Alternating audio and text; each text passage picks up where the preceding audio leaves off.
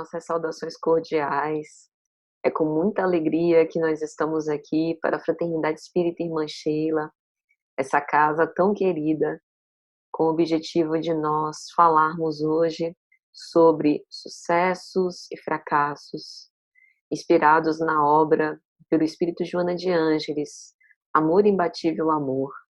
Desde já parabenizamos a iniciativa da casa de tratar temas de tão elevada importância, temas edificantes, que nos voltem os olhos para dentro, para reflexionar sobre as nossas ações, comportamentos, pensamentos, e tentar assim viver mais felizes.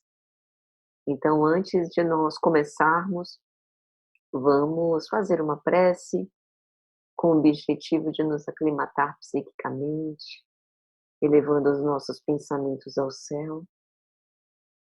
Senhor Jesus, nós te pedimos proteção, bondade, inspiração, paciência, temperança, para que nós possamos mergulhar em profundidade nestes teus ensinamentos e aurir daqui a força para que possamos ter uma decisão melhor perante a vida, para que nós possamos agir em conformidade com a tua lei de amor. Inspira-nos, portanto, na perseverança e na caridade. Conserva-nos do teu amor, que assim seja. Então, amigos, nós vamos, como dissemos, fazer uma abordagem sobre a obra Amor Imbatível Amor. Nas traduções, ou melhor dizendo, nas edições mais novas, vocês devem achar esse capítulo de número 27 na obra, e naquelas edições mais antigas, provavelmente ainda é dividido em blocos, e aí vocês devem achar no capítulo 6, objetivos conflitivos, e o primeiro item é esse, sucessos e fracassos.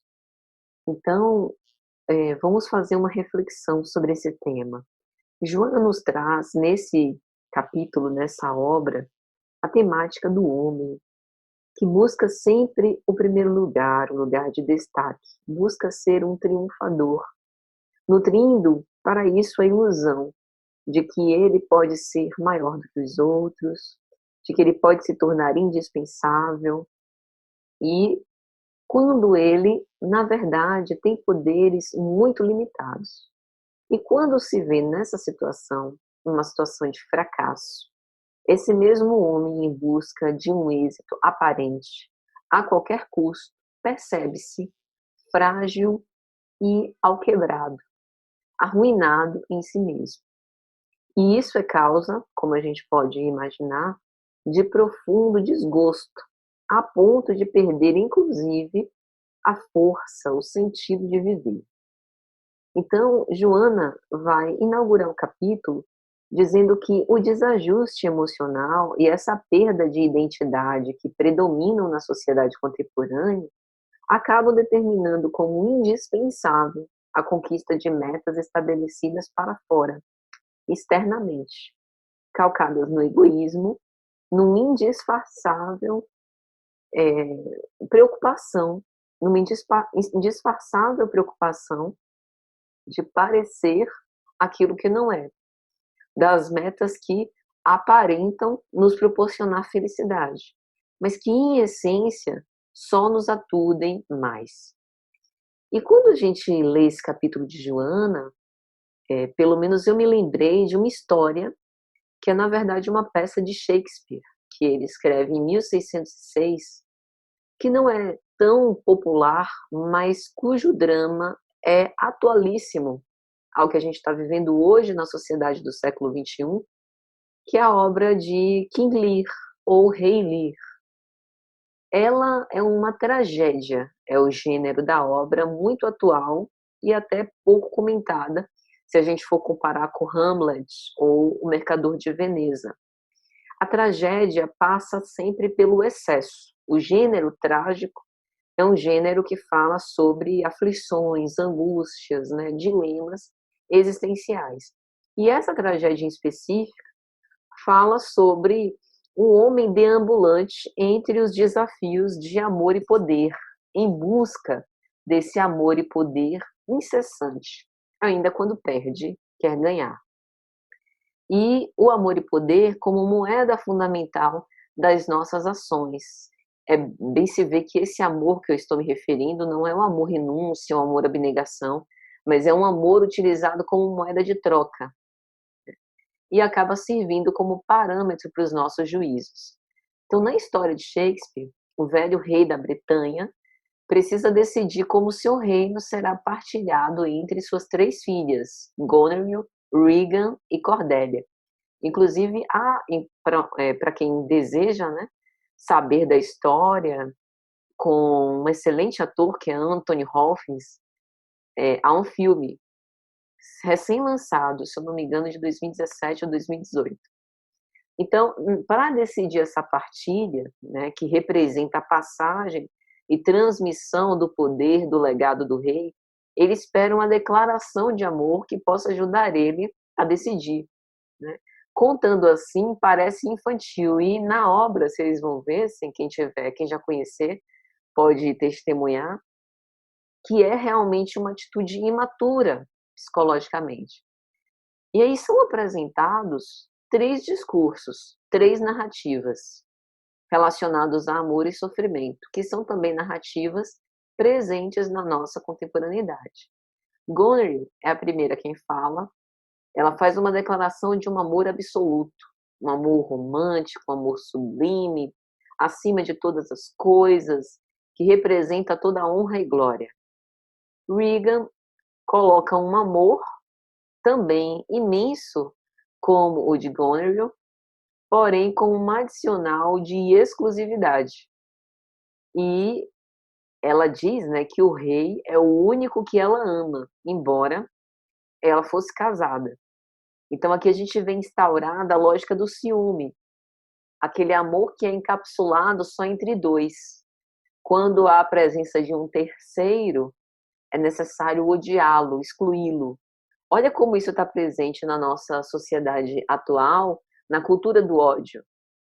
Eliminar o diferente, o que pensa com contradição em relação a mim. E o terceiro discurso, que foi o discurso mais sincero, foi o de Cordélia, que era jovem ainda, solteira. Ela dá uma resposta sincera e analítica para a demanda do rei. O meu amor é autêntico, o meu amor é silencioso e eu não vou enganá-lo. Representa aquilo que há de mais real e verdadeiro também nesse amor. Então, por que essa história é interessante para a gente pensar sucesso e fracasso?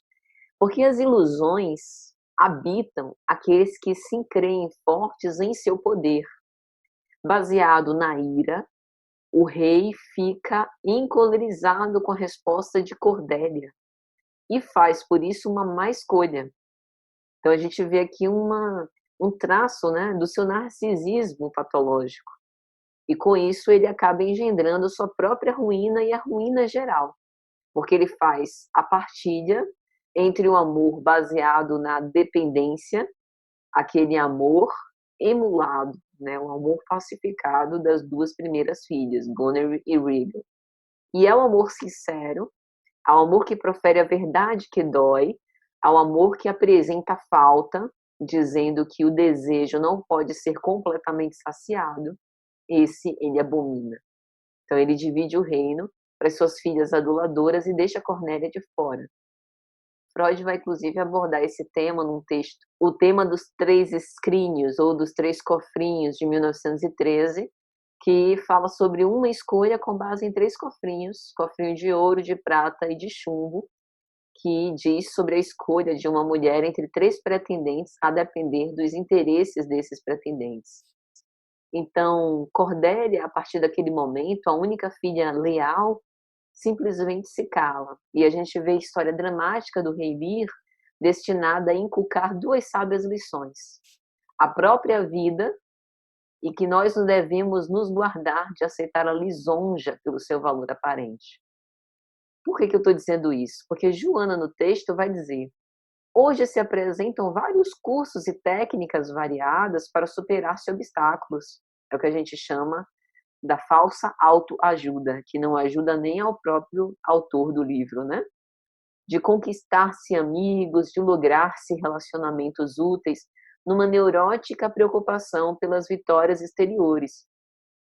Eu ousei falar sobre falsa autoajuda, não é querendo fazer crítica a nenhum gênero literário, mas há livros de autoajuda que são essencialmente reflexivos, problematizadores, provocadores e interessantes, sob ponto de vista inclusive terapêutico, mas há outros que efetivamente têm títulos inclusive bastante sugestivos, né?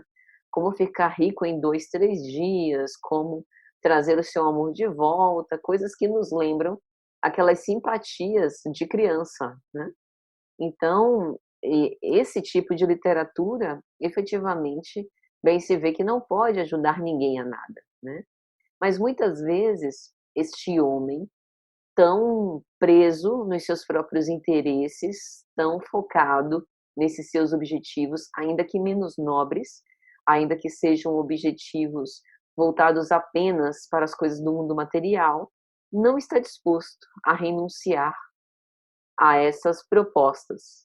Mas uma boa escolha é um bom processo de escolha, e cada escolha contém em si mesma a sua limitação.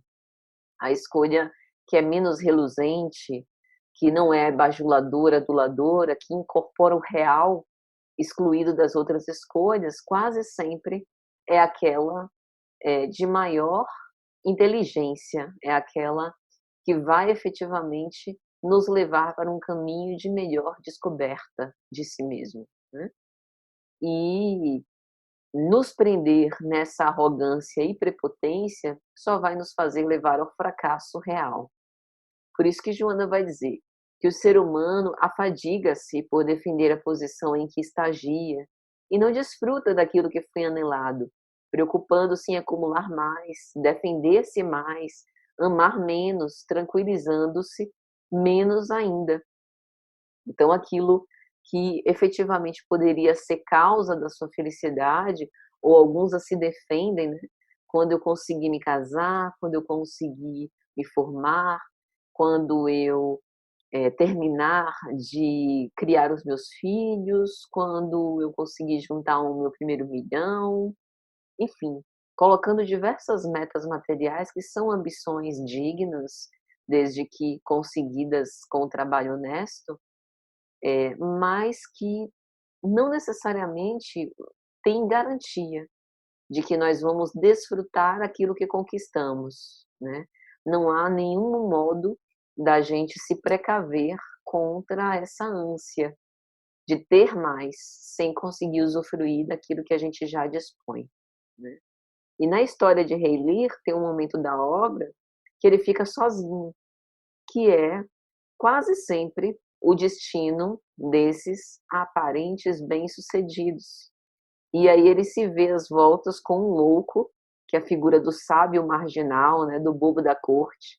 Na literatura e na tradição oral, os bobos e loucos, em geral, proferem sabedorias e montam estratégias nas histórias, né? E essa sabedoria dos bobos provém da intuição, que são funções dinâmicas, e eles acabam simbolizando as vozes reprimidas dos mais fracos, né. Serviram de motivo para o teatro, para a literatura, para o cinema, a própria história de Don Quixote, o cavaleiro da triste figura, criado pelo espanhol Miguel de Cervantes, que andava com um escudeiro apalarmado, Sancho Panza, que muitas vezes tomava decisões no lugar do seu senhor. Então, o rei também tem uma certa loucura, porque essa busca do sucesso a qualquer custo também gera uma loucura.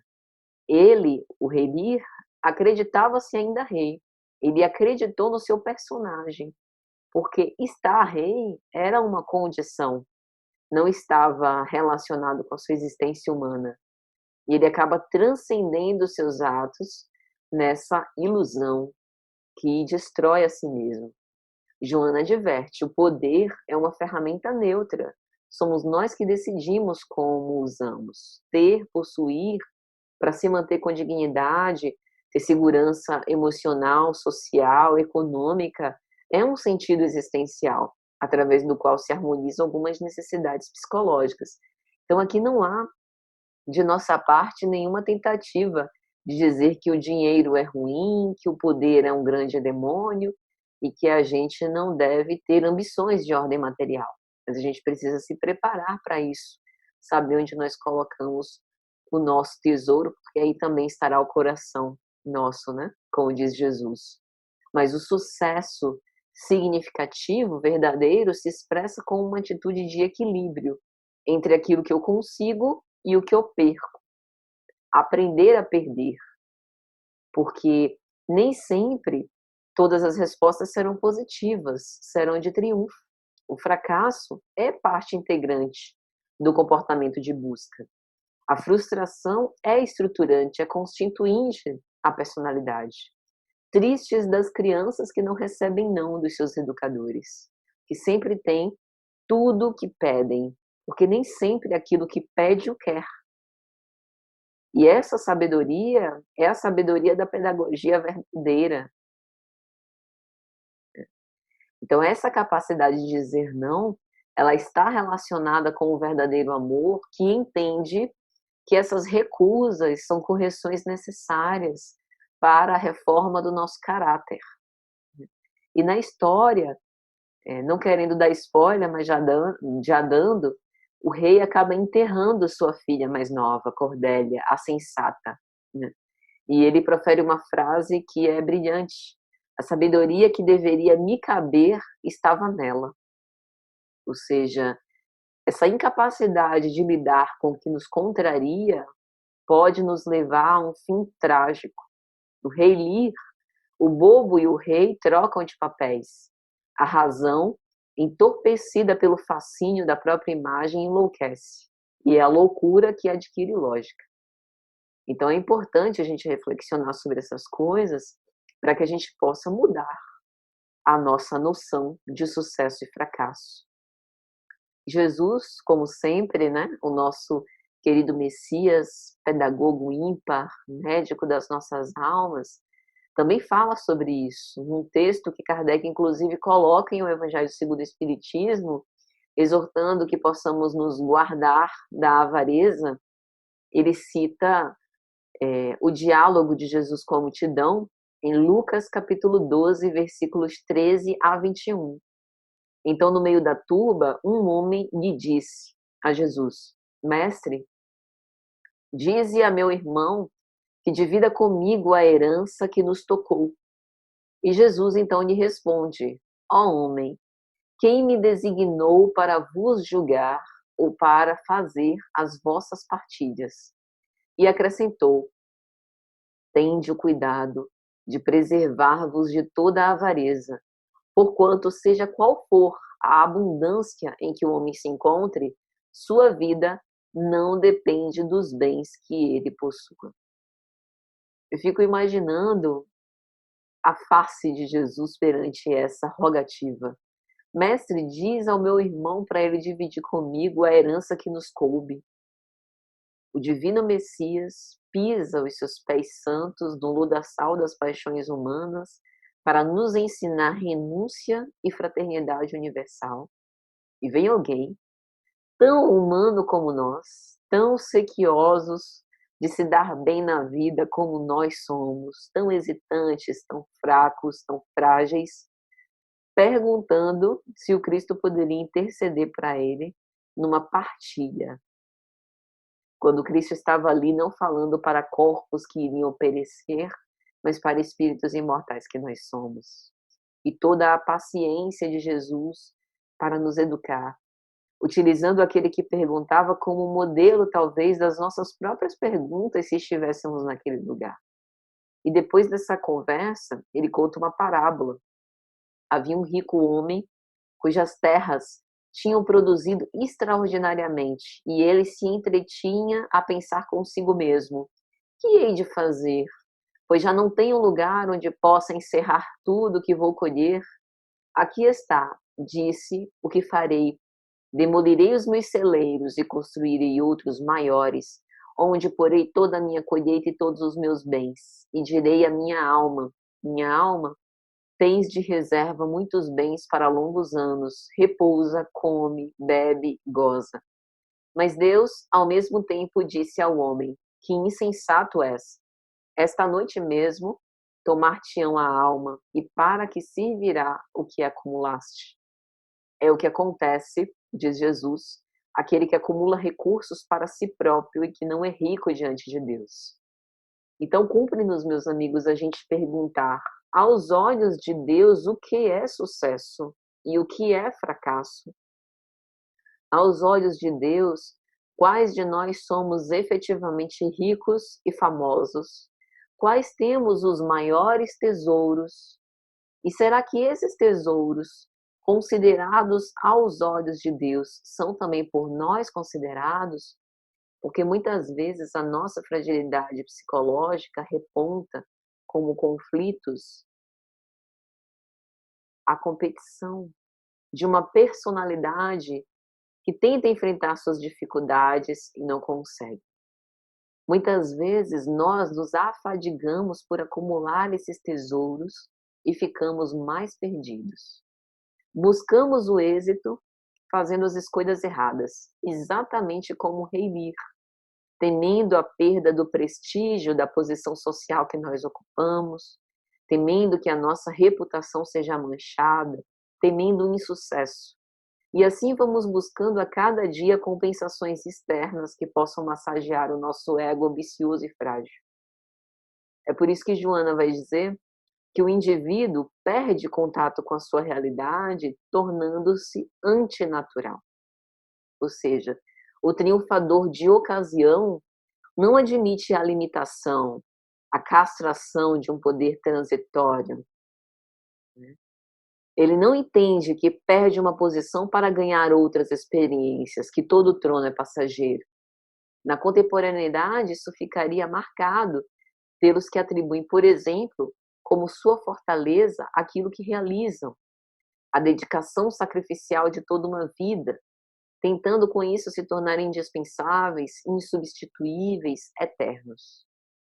Joana vai explicar que formam-se anseios de vitórias e realizações, porém exclusivamente exteriores, sendo que as internas são as únicas que produzem renovação e estimulam o ser no sentido existencial. E a gente não precisa ir muito longe, não.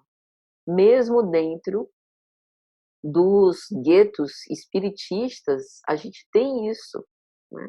A gente ainda tem quem se preocupe, por exemplo, nessa época de redes sociais, com o número de visualizações e de likes, né?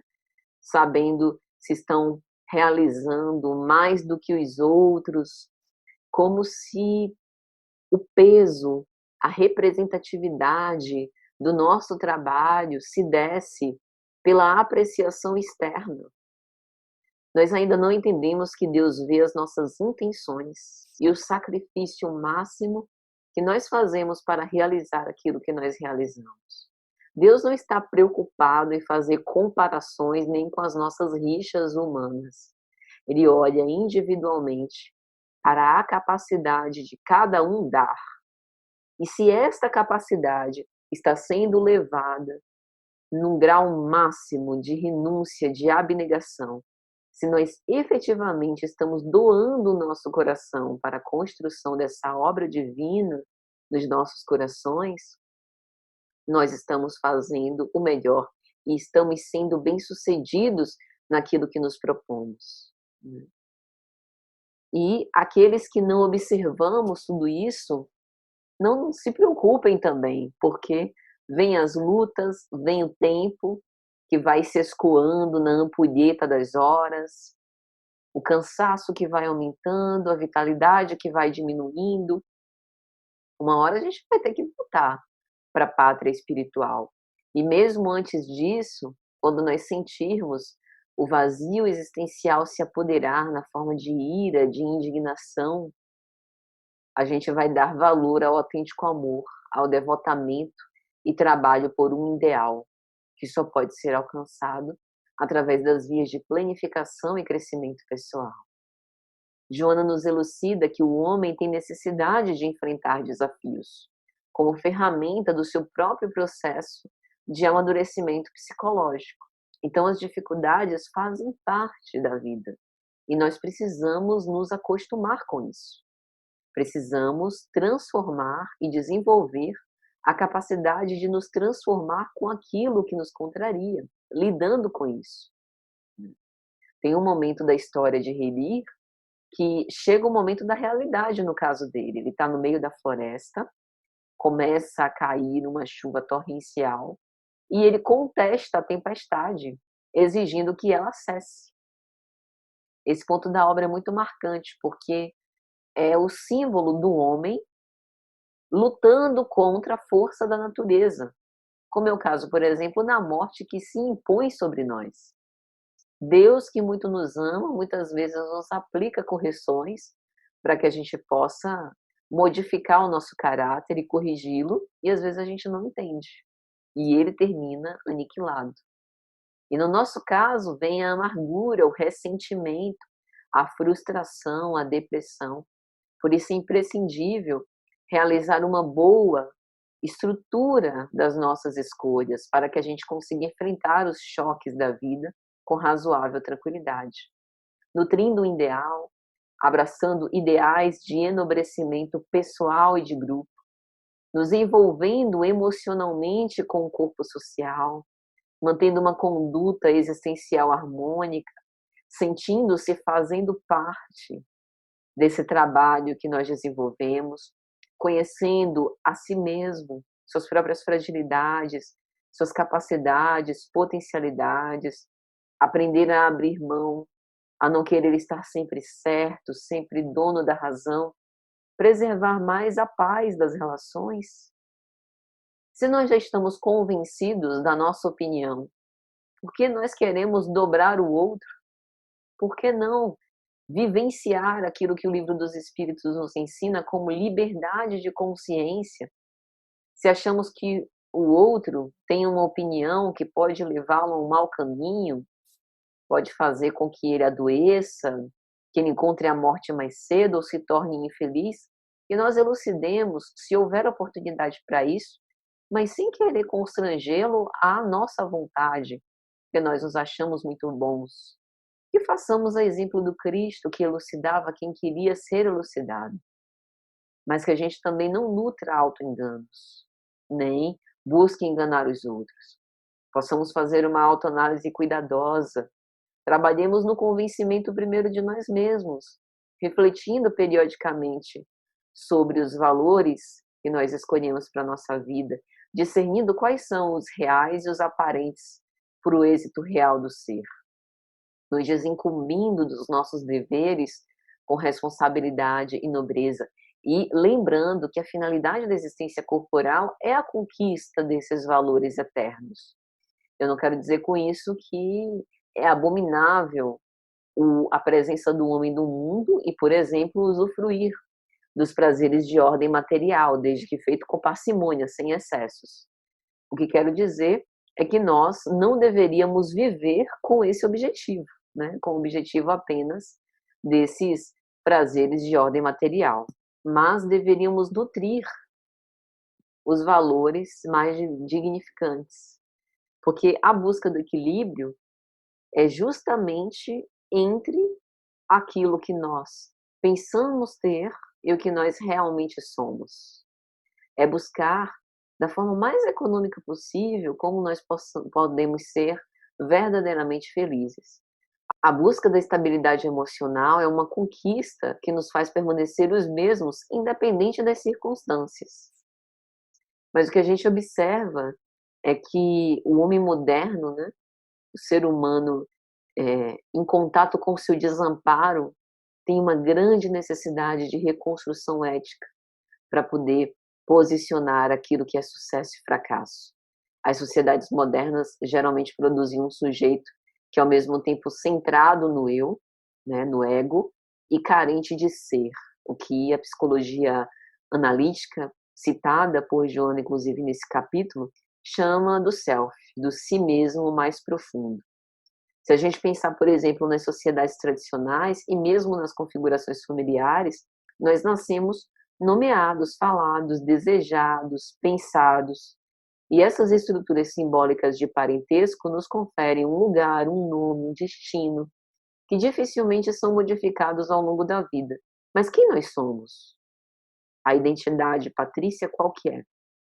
Eu, espírito, sou Patrícia? Quais são as minhas vocações, né, os meus anseios mais profundos, os meus sonhos?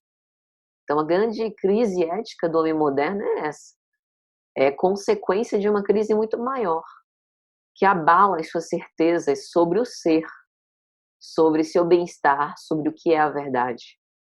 E esse conflito tem uma dimensão ética justamente por possibilitar a passagem do estado de sujeição ao estado de um sujeito que deseja, um sujeito que tem livre iniciativa, que pode escolher os seus valores éticos e construir a sua singularidade.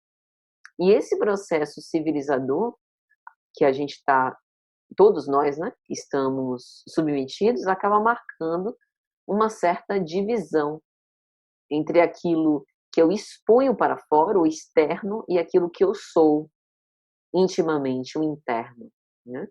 E essa subjetivação é também um processo que exige não apenas um afastamento de cada um em relação a todos os outros que nos rodeiam, para aprimorar um melhor conhecimento sobre si, mas também uma separação de cada um e para consigo mesmo, para com uma grande parte de si mesmo.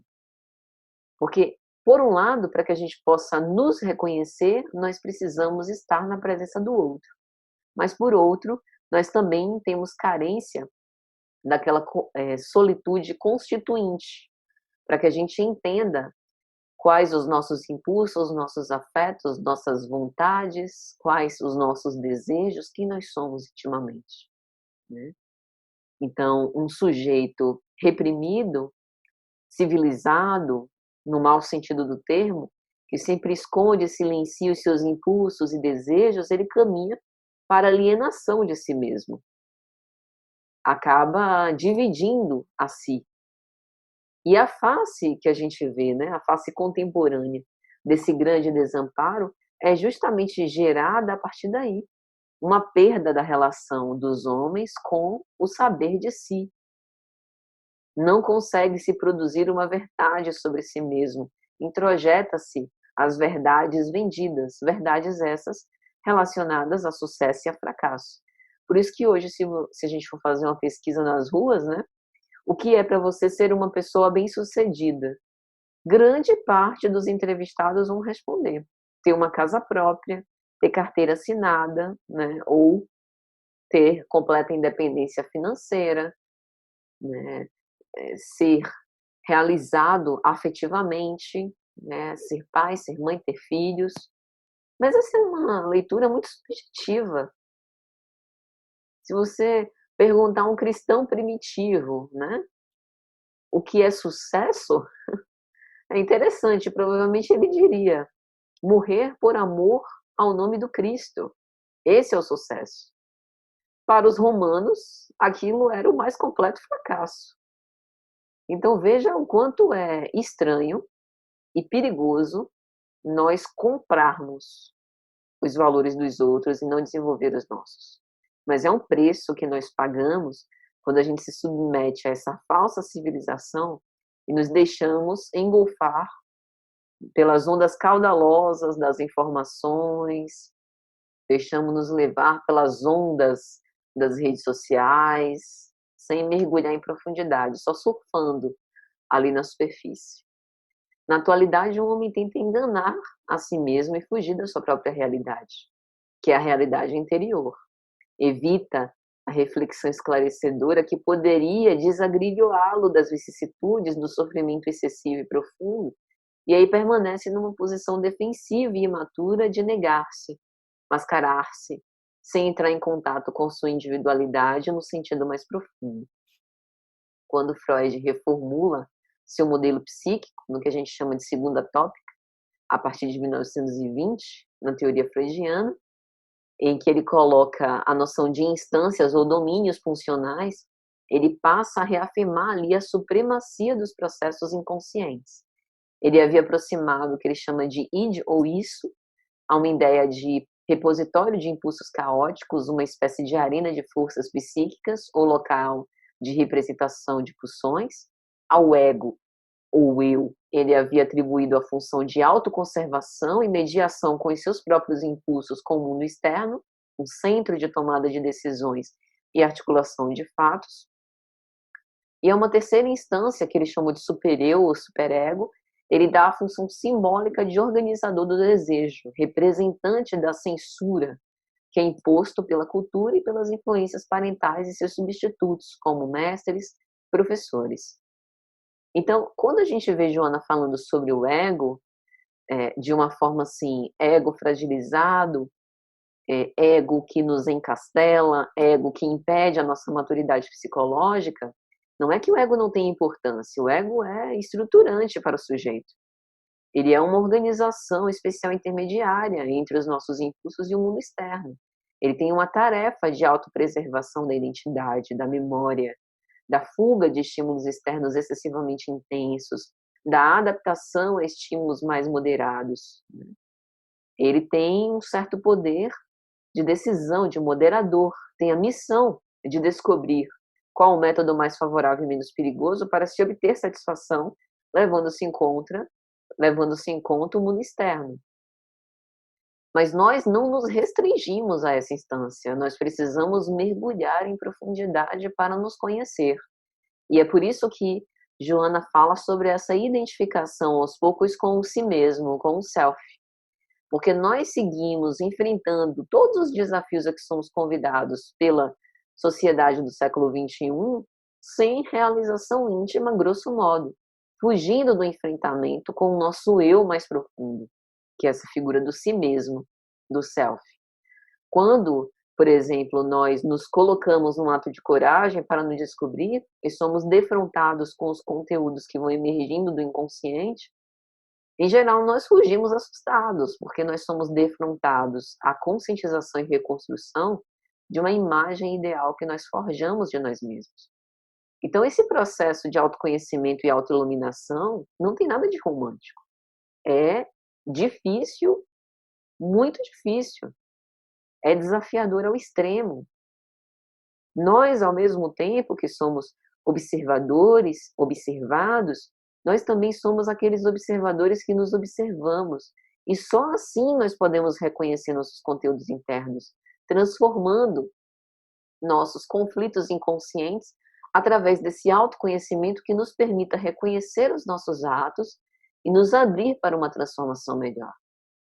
Então, nós estamos sendo convidados não a dilacerar quem nós somos para construir alguém do zero, mas ir nos transformando pouco e pouco, reconhecendo a nossa realidade existencial, reavaliando o que realmente significa sucesso e fracasso para nós. Nós estamos sendo convidados a sair dessa agitação desgovernada para nos observar para além desse sofrimento mais pungente, né?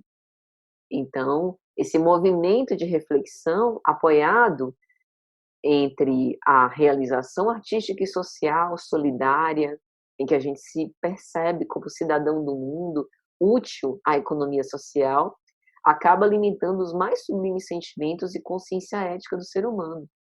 Porque o indivíduo jogado no mundo exterior agressivo luta por sobreviver e busca manter um status e um nome, e em nome dessa aparência se desestrutura, se embrutece com seus conteúdos psíquicos perturbados, dilacerantes. E isso faz degringolar no estresse, nas neuroses, nas alienações. Busca apenas acumular coisas, valores, bens personalísticos, muitas vezes de uma forma mal disfarçada, como o apreço que tem as próprias convicções e modelos mentais, fixado em monoideias travestidas de virtude.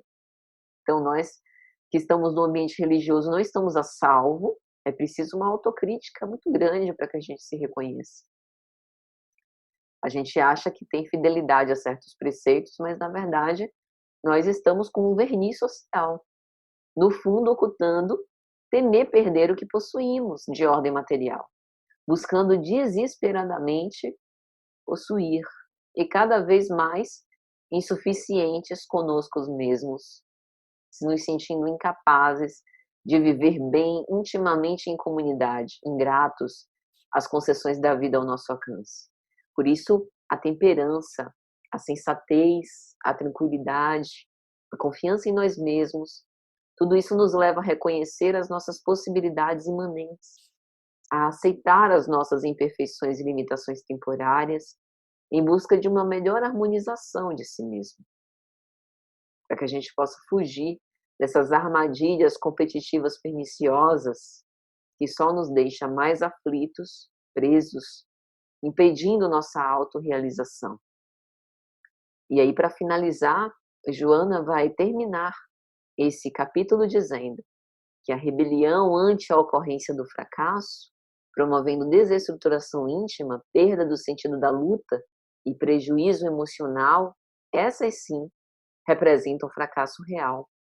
Perder não é feio, não é vergonhoso, é muitas vezes a oportunidade de sorrimento, de começar melhor.